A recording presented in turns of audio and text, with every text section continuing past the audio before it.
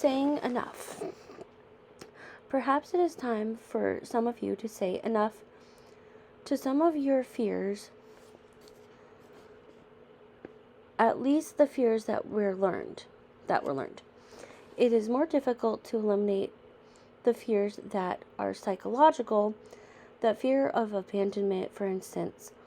Although that fear was also learned, because you can't remember the lesson where you learned it. It makes it so much more difficult to overcome. However, there are many fears that are easier to overcome. A great deal of time is spent by some of you in worrying about things that might happen. Jeffers states that about 90% of things we worry about never happen. What a waste of energy. Many adoptees are intuitive, and intuitives can think of endless possibilities. Think overthinker, I'm totally there. Alright, I know because as an intuitive person, I was often that way myself. I worried about all the possible things that could happen in this or that situation, although my anxiety wasn't constant the way it is for many adoptees. It would come up in situations where I felt I had no control over what might be going on, such as my husband's airplane being late without any explanation from him or the airline. Then, like Jeffers, one day I thought, enough.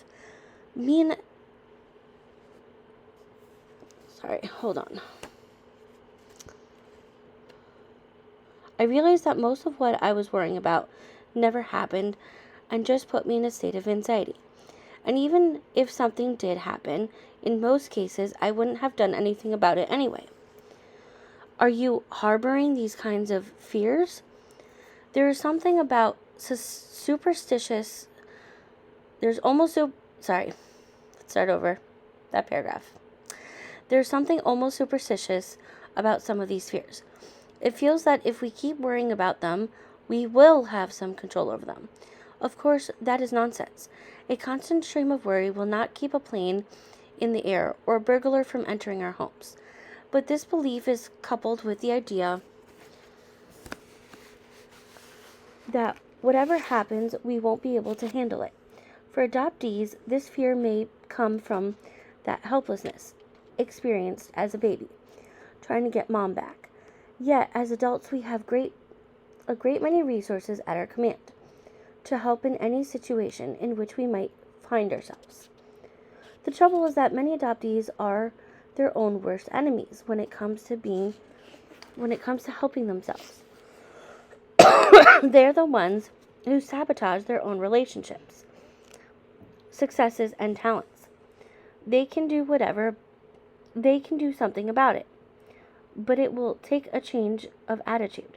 It will take dedication to saying enough to the mindset that prevails in them. It is acknowledging that it is easier to keep on doing nothing than to really do something about the situation. Alright, sorry.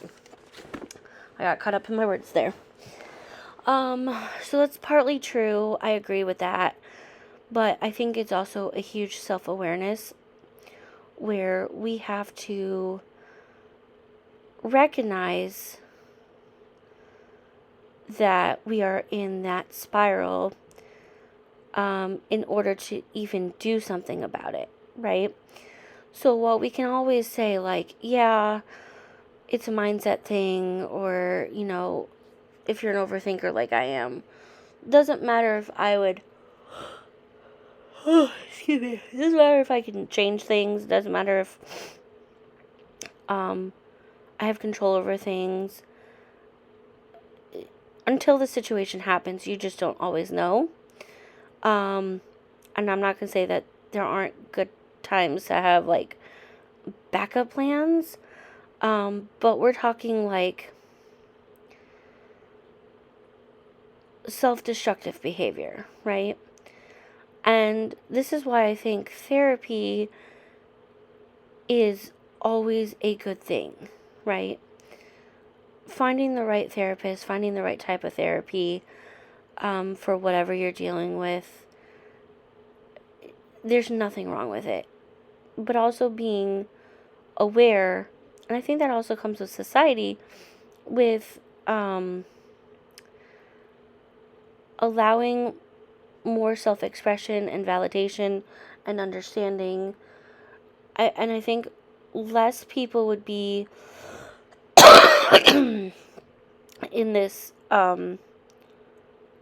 spiral, the self-destruction, than we see, especially when it comes to trauma survivors, right? So just my 2 cents. Anyway, I hope you all have a terrific day, and I'll see you guys next time.